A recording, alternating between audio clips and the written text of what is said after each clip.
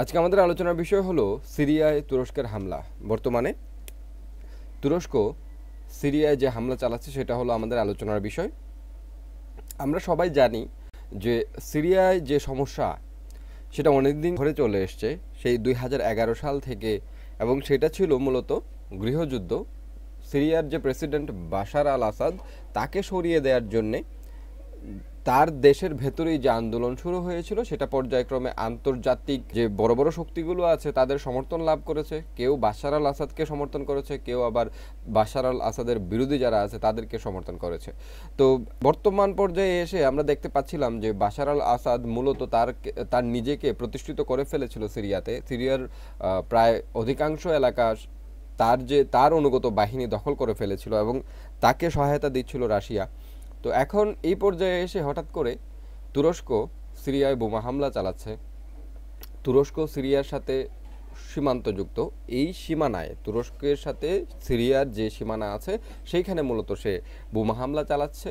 তার মূল লক্ষ্য হলো এই জায়গাটাকে খালি করে দেয়া, তার তুরস্ক সিরিয়ার সীমান্তটাকে খালি করে দিয়ে সেইখানে একটা সেফ জোন তৈরি করা, নিরাপদ অঞ্চল তৈরি করা, এবং যে জায়গায় সে বোমা হামলা করছে, যে জায়গাটা সে খালি করতে চাচ্ছে, সেই এলাকাটা হলো কুর্দিদের বসবাস। সেখানে সিরিয়ান যে কুর্দি যারা আছে তারা সেখানে বসবাস করে।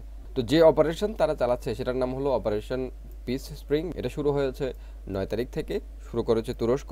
কোথায় এটা সে শুরু করেছে? সিরিয়ায়। সিরিয়ান যে বর্ডার আছে তার সাথে, তুরস্কের সাথে সিরিয়ার যে বর্ডার আছে সেখানে, সিরিয়ার ভেতরে। হতাহত হয়েছে এই পর্যন্ত, আজ পর্যন্ত প্রায় 150 মানুষের উপর নিহত হয়েছে, আহত হয়েছে অনেক। এলাকা ছেড়েছে প্রায় লক্ষাধিক মানুষ, কারণ ওই জায়গায় শুধু কুর্দি সেনারাই থাকে না, এখানে সাধারণ মানুষও থাকে, যার ফলে তারাও বাড়ি ঘর ছেড়ে পালিয়ে যাচ্ছে। আমরা এর আগে একটু ম্যাপটা দেখে নিই। এটা আমরা সিরিয়া দেখতে পাচ্ছি এখানে। সিরিয়ার উপরে আছে হলো তুরস্ক।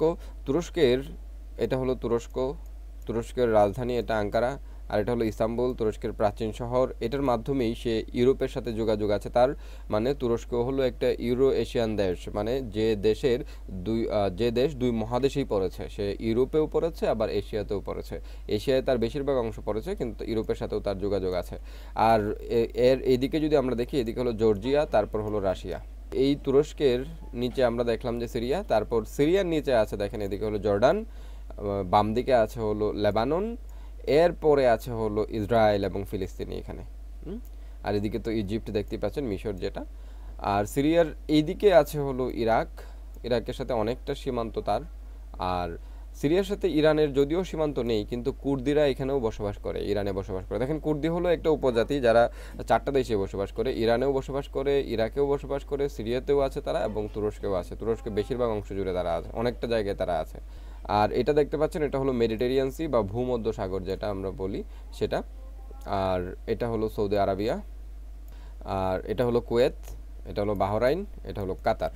তো আমরা দেখে নিলাম যে সিরিয়ার সাথে তাহলে বড় বড় সীমান্ত আছে হলো ইরাকের, তারপর আছে হলো তুরস্কের। তাহলে তুরস্কের সীমান্ত হলো এটা।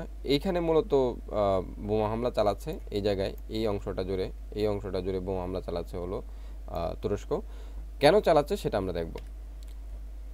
এর আগে আর একটু সমীকরণ মিলিয়ে নিই, একটু ভালোভাবে ক্লিয়ার হয়ে নিই। যেমন সিরিয়ায় বাশার আল আসাদ সরকারের অধীনে সিরিয়ার অর্ধেক অংশ এখন। বাশার আল আসাদ মোটামুটি সবটাই কন্ট্রোল নিচ্ছে আস্তে আস্তে। তুরস্কের সেনাবাহিনী সিরিয়ান কিছু বিদ্রোহীকে তারা সমর্থন দিয়ে থাকে, এবং তাদের অধীনে সিরিয়ার কিছু অংশ আছে। যেমন এই জায়গাটা, এই যে এখানে দেখেন, এই যে লাল অংশ যেটা আছে, এটা হলো তুরস্কের সমর্থনে যে সিরিয়ান বাহিনী আছে তাদের অধীনে এটা আছে।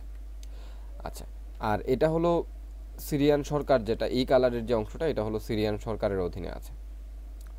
তারপর কুর্দি বাহিনী কারা? আমরা আগেই বলেছিলাম যে কুর্দি জনগোষ্ঠী 4 দেশেই আছে, এখন সিরিয়াতেও আছে। এখন সিরিয়ায় যে কুর্দি যারা আছে তারা আবার বাশার আল আসাদের বিরুদ্ধে যুদ্ধ করে, এবং আইএসআই অর্থাৎ ইসলামিক স্টেটের বিরুদ্ধেও তারা যুদ্ধ করে। তাদের কাজটা কি দেখেন, এই যে কুর্দি বাহিনী বা সিরিয়ান ডেমোক্রেটিক ফোর্সেস, কুর্দি বাহিনীর যে সামরিক শাখা সেটাকে বলা হচ্ছে সিরিয়ান ডেমোক্রেটিক ফোর্সেস। তারা কি করে? তারা আমেরিকাকে সাথে করে তারা আইএস এর বিরুদ্ধে যুদ্ধ করেছে, এবং আইএসকে অনেকটা ব্যাকফুটে নিয়ে গিয়েছে তারা ওখানে।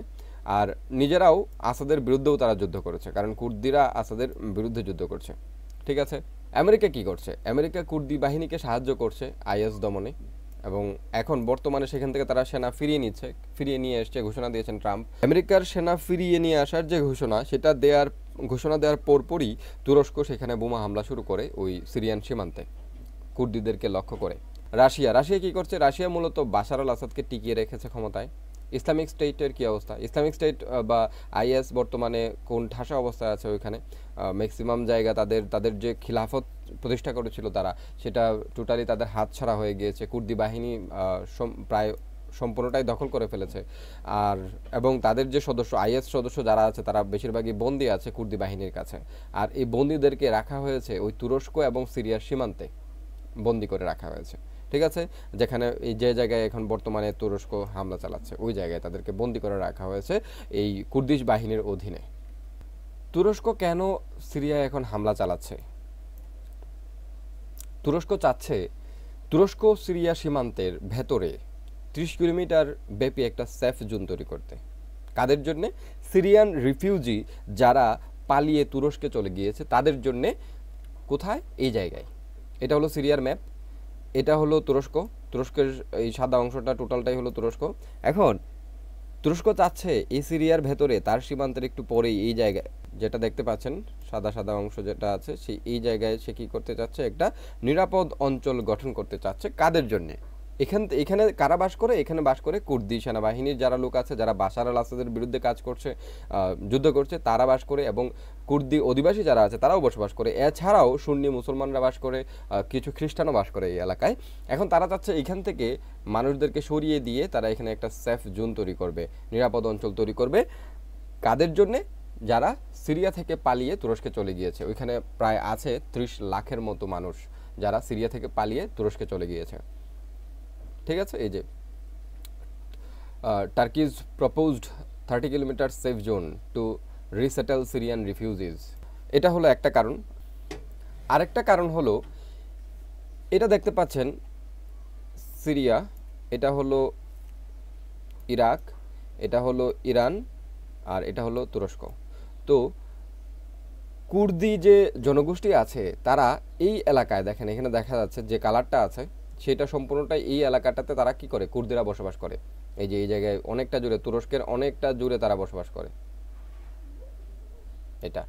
তারপর সিরিয়ার কিছু অংশ জুড়ে কুর্দিরা বসবাস করে, ইরাকের কিছু অংশ জুড়ে তারা বসবাস করে, ইরানের কিছু অংশ জুড়েও তারা বসবাস করে কুর্দি জনগোষ্ঠী। এখন তারা চাচ্ছে একটা স্বাধীন দেশ গঠন করতে, কুর্দিস্তান। ঠিক আছে, এই জন্য তারা প্রত্যেক দেশেই আন্দোলন করে, কিন্তু তুরস্কে অনেকদিন ধরেই তারা আন্দোলন করছে কুর্দিরা তাদের স্বাধীনতার দাবিতে।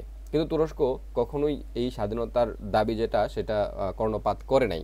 তুরস্কে থাকে হলো প্রায় 42% কুর্দি, তারপর সিরিয়ায় থাকে প্রায় 15% কুর্দি, ইরাকে থাকে 8% কুর্দি, ইরানে থাকে 29% কুর্দি, আর বাকি যারা আছে তারা অনেক দেশে, ইউরোপে কিছু আছে, আমেরিকায় কিছু আছে, তারা বসবাস করে। এখন তুরস্ক কি করতে চায়? তুরস্ক এই যে এখানে সেফ জোন তৈরি করতে চায়, তাদের একটা কারণ এটা। আরেকটা কারণ হলো, হামলা চালানোর পেছনে আরেকটা কারণ হলো, তুরস্কের কুর্দি যারা আছে তাদের সাথে যেন সিরিয়ান কুর্দি সেনাবাহিনী যারা আছে, কুর্দিদের সেনাবাহিনীতে যারা কাজ করে, তারা যেন একটা সংযোগ না ঘটাতে পারে। দেখেন এখানে কুর্দিরা বসবাস করে, আবার তুর্কির কুর্দিরা এখানে বসবাস করে, যার ফলে তাদের সাথে সংযোগ হওয়া খুবই সহজ ব্যাপার। যার ফলে এখানে যদি তারা কি করে, প্রায় 20 থেকে 30 লক্ষ মানুষকে যদি তারা এখানে সেফ জোন তৈরি করে দিতে পারে, তাহলে এইখানের যে কুর্দিরা আছে তারা এইখানের তুরস্কের যে কুর্দি আছে তাদের সাথে এত সহজে মিলতে পারবে না। কারণ হলো রিফিউজিরা শুধু কুর্দি নয়, তারা পুরো সিরিয়া থেকে তারা গিয়ে তুরস্কে গিয়েছে, যার ফলে এখানে যদি তাদেরকে বসানো যায় তাহলে এখানে যারা কুর্দি অধিবাসী আছে আর এখানে যারা তুরস্কের কুর্দি যারা আছে, তাহলে তাদের মধ্যে একটা কি হবে? তাদের মধ্যে একটা ওয়াল তৈরি করা যাবে, মানুষের ওয়াল। যার ফলে এটা সে করতে চাচ্ছে, এখানে বম্বিং করছে, সে এখানে বম্বিং করে সে সরিয়ে দিতে চাচ্ছে এখানে যারা ওই কুর্দি জনগণ আছে তাদেরকে। ঠিক আছে, আচ্ছা, তুরস্কে কুর্দি আছে প্রায় 18 মিলিয়ন। এদের পার্টির নাম হলো কুর্দিশ ওয়ার্কার্স পার্টি বা পিকেকে, নাম হয়তো শুনে থাকবেন। এদের পার্টির নাম হলো কুর্দিস্তান ওয়ার্কার্স পার্টি। আর সিরিয়ায় যে কুর্দি আছে তাদের পার্টির নাম হলো পিপলস প্রোটেকশন ইউনিটস বা ওয়াইপিজি। ঠিক আছে, তুরস্ক মনে করে এই পিকেকে এর একটা শাখা হলো ওয়াইপিজি, মানে হলো তুরস্কের যে কুর্দি আছে তাদের সাথে সিরিয়ার কুর্দিদের কি আছে, মিল আছে, মানে যোগাযোগ আছে, এটা তুরস্ক মনে করে। এই জন্য সে চায় এই সিরিয়ায় যে কুর্দি যারা আছে তাদেরকে দমন করতে চায় সে।